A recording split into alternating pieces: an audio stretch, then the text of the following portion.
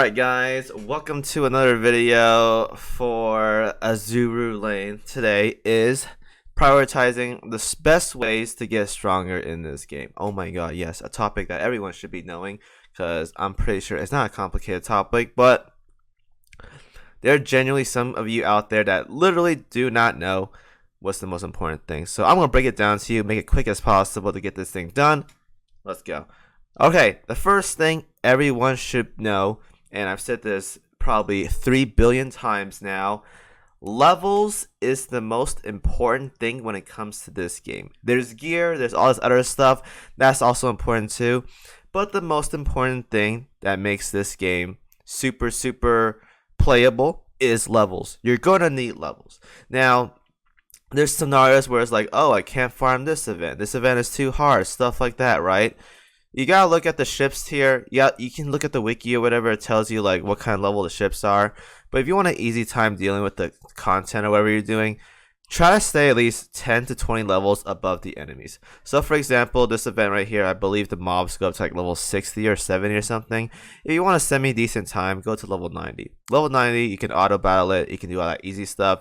Hit the auto battle, full auto, and you're good to go, right? Levels are very important. Why? Because of a simple game mechanic that they add to the game that makes it so if you're higher level than the enemies, then you do more damage and you take less damage. So it works as two benefits here. Not only do you do more damage for being higher levels than the enemy, but you take less damage from them as well. So it works out in your favor, right? Now, this also works the other way in the sense that if the enemy is higher level than you will also do less damage to it and it will do more damage to you. So you don't want to be in that scenario. It's kind of like a tug of war. You want to make sure you're always tugging and that the enemy is close to falling. You don't want to be on the other end.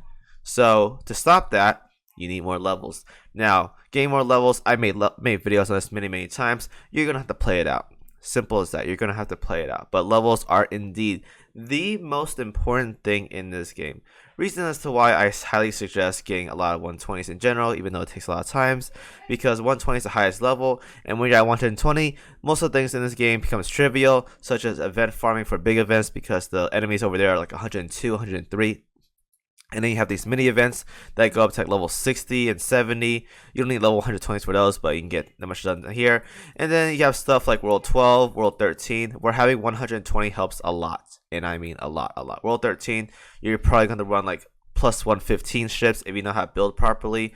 But 120, if you don't know how to build a fleet at all or whatever, then toss 120s to World 12 and that should take care of it. So that's the most important thing. The second most important thing, and this goes hand in hand, but levels being a little bit more higher, is gear. And gear is super important when it comes to a ship. Now, you guys don't need fancy gear like what I have on some of my ships right here, like these things right here. You don't need fancy gear. But for the most part, the bare minimum I'd say is to have at least purple tier, because the difference most of the time between a purple and a gold tier isn't that high. It's like probably 5 to 10%. Now, it may be good for min-maxing or whatever, but it's not necessary, or not highly necessary. I can show you guys examples as to why purple gear is good enough if I were to do one, but I'm not gonna spend money on making plus 10 gear to show in Siren Stronghold, because that's a waste of my coins, which I would rather use on other things. But gear, for the most part, is very important. Where you get gear, I have many videos on that as well. To sum it up for you guys, you can farm it, you can get gold gear boxes, but gold gear boxes are the best way to do it. Once you have that sorted out, you just farm the simple maps that I've talked about in other videos, and you also have gear labs as well. Those are just some ways to get gear. Now, remember, just because a ship is level 100 or 110 doesn't mean they're going to perform at the best. Yes, levels help out a lot, but if the enemies are higher level than you, so like let's say you're 110 and they're 120, levels aren't going to do much there. So you need gear to help close the gap a lot more. So make the proper gear and you should be good to go. Gear and levels are the meat of how a ship works. You have the levels, you have the gear. Clearing maps and clearing whatever, Bob, like if you're stuck at World 10, you're stuck at World 9 or whatever, it should be easy. Even if you don't know how to build a fleet composition, it's easy. You have the levels like world 9. Oh, I'm stuck at world 9. I'm stuck at world 10. Bring hundreds, 110 even. 110 should be more than enough to clear world 10. Or yeah, world 10. 110 ships. Grind, get the fundamentals like purple gear, and this should be snappy. So easy. Number 3, in terms of importance, comes down to fleet compositions. So when you're 120, you have the min-max gear, you have like the rainbow gear, you have the gold gear ready, but you're still not able to clear the content. That's where fleet composition comes in. Fleet composition matters for a lot of things. One of it is World 13. World 13 is a scenario where even if you have the ship levels and the gear, it may still be troublesome to some people. This is where fleet composition comes in. For the most part, fleet composition comes into just figuring out what the map needs. So in this scenario, a lot of people struggle with World 12 and World 13 is because you guys are building the wrong fleets. If you want to know how to build the right fleet here, you gotta look at what this area specializes in. So World 12 and World 13, there's a lot of carriers. So how you alleviate that is there's a mechanic in the game called air superiority, where you kind of want to have like a good amount of aviation right here. So I don't show it right here, but you want to have like some carriers in the back line, because that's why a lot of people bring carriers to get a good amount. When it says air superiority is when you're in a good place to make sure you're not taking a lot of damage from the enemies and you're doing good damage yourself. Now, not only that, if you want to build a good composition, since using carriers, you have to use vanguards with high AA. So for example, let's go to docks, let's go to stats, let's go to anti-air, and let's go to vanguards. The vanguards are the big MVPs for World 12 and World 13 because they will protect your backline from dying. So some good examples are like Sirius. Let's not talk about PR ships because everyone knows about PR ships. Reno is pretty good. Helena is good. Isuzu is good. San Diego is good. There are a lot of ships in this game nowadays compared to like a year ago that has a lot more anti-air that is very, very good at using at World 12, World 13 now, that will carry you through those maps. And then the backline just has to keep air striking, keep healing as the Vanguard does all the work. That's basically it. If you have the 120s or the 115s, you have the proper gear ready. Well, my series is not geared right now, then you should be good to go. Those ships will carry you. You have the gear, you have the levels, now you have the fleet compositions, and you know how to build correctly. Then you can go to World 13 and just roll that place. Fleet compositions obviously comes from experience, but by the time you get to World 12, World 13, I assume for the most part some of you guys know how to play the game. But if you guys don't know how to play the game, it just comes from experience.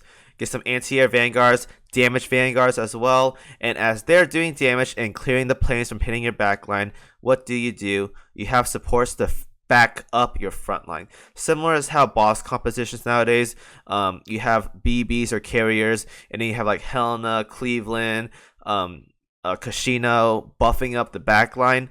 It works in a sense for World 13 and World 12. Well, World 12 is like a little bit easier, but World 13, but in reverse. So instead of the front line backing up the back line, it's the back line that backs up the front line. So as your vanguards are killing off the planes and the ships and whatnot, you have your healers, you have your airstrikes coming in, and they will keep your front line safe and sounded as your front line just kills all the mobs and all the planes.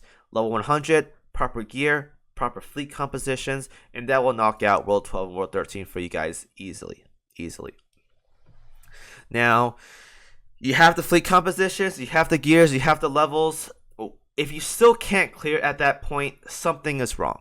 Something is genuinely wrong. And that's when you call in the cheat factors. Yes, that's right, the cheat factors. If you guys don't know what the cheat factors are, it's a simple fleet right here called Submarines. Submarines is number 4 right here. Submarines, for the most part, you guys really don't need to use submarines for the most part.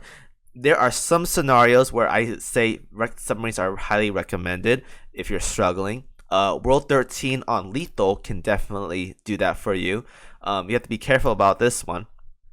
In some scenarios, if your fleet is like kind of lacking or like you're kind of scared about like, what you're doing right here and it's like not working, call on the submarines. Now, investing in the submarines is super hard. I know you have to do the weeklies, you have to do the SOS or whatever, but eventually you'll get to that point. Dorm them. You can get them to 120 that way. Just storm. Don't do anything else but dorm them, and then get them to whatever. For the most part though, because they are used for end game, try to get them as high level as possible. 110 is fine or so, but definitely go for 120 if you can, and that's extra damage right there. For the most part, use this for World 13 4 on lethal if you're struggling. But once this comes to safe mode, it is a lot easier. And then there's some abyss fights or whatever in Siren Stronghold, not Siren Stronghold, in Operation Sirens that you may struggle with. Submarines can help out there, but for the most part, submarines are not needed in this game, because as long as you have the levels, you have the gear, and you have the fleet compositions, you should roll everything. Everything should be easy breezy, and you shouldn't sweat things at all. It should be very easy. Now, those are 4 things right there. You have your levels, you have your gears, you have your fleet compositions, and you have your submarines. At this point, you can knock out pretty much every content in the game without any problems at all. At this point, nothing should be hard for you at all. But if somehow, some way, you're doing something wrong, and I highly doubt it, and you still can't clear whatever you're trying to clear, there are other ways to get stronger in this game. For one, there are perma stats. If you guys don't know what perma stats are, you go to a ship, you click tech, and you'll see these yellow numbers next to their base values. These are perma stats. These stats are added into PvE content. And I'm not sure about PvP, I don't think it is, but PvE, these stats will be added to PvE content. These are additional stats that you guys get from fleet tech, when that's from unlocking ships, getting a ship to 120, and getting ships, getting the technology stuff like 9.5, that's this stuff right here. So Eagle Union level 9, you have all these things that give to ships or whatever, and then you get ships to 120, stuff like that. That's how you get perma stats. That's one of the ways. There's also cats. Now, for the most part, cats are really hard investments and whatnot, so you guys should be really careful about how you guys invest into cats. But if you get about 2 usable lines, just toss them on there. You'll get something out of it. It may not be the best or perfect cat, but you'll get something out of it. Just use it. It's good enough for the time being. I wouldn't worry about it too much. There's stats, and they also give stats when you have them at like high level or whatever. So like, for example, like the 200 stuff right here, you get some minor stats. They're about like 15, 20 firepower stats or whatever stat these things benefit in, so you get something out of it, right? So that's the other way. And there's also enhancement. Enhancement, if you guys don't know what it is from this stuff right here. So a lot of people, me included, because I don't pay attention to that much, is when you go to a ship and you go to, let's say, well, I'm gonna do this real quick.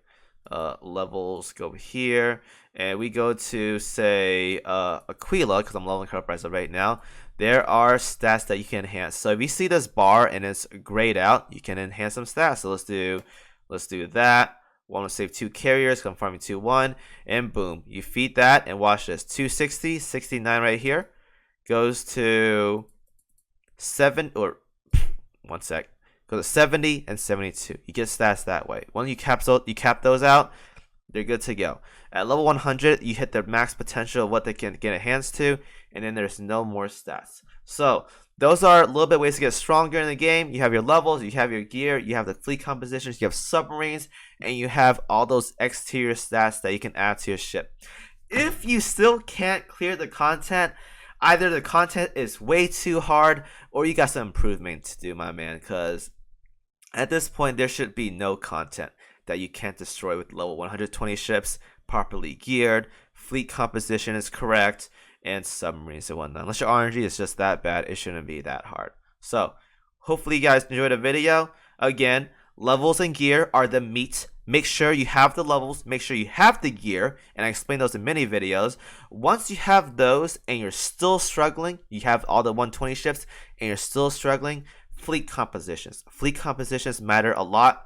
It goes a long way. Knowing how to build fleets and knowing what to do comes from experience. I could make a video about fleet compositions if you guys want to, but that's gonna be like a 30-minute video of me rambling about why this fleet setup works and why this one doesn't and stuff like that.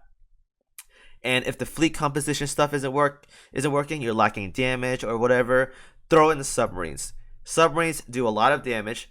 slot them in there. Do they do torpedo damage? And you're good to go. There's that.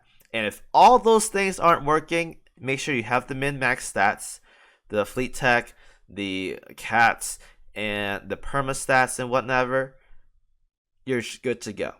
You're good to go. As of right now, there's no content in this game where if you fit all 5 of those requirements that you cannot clear. So, hopefully you guys enjoyed the video. See you guys in the next one. Any questions, feel free to ask me. And I'm out of here. Goodbye.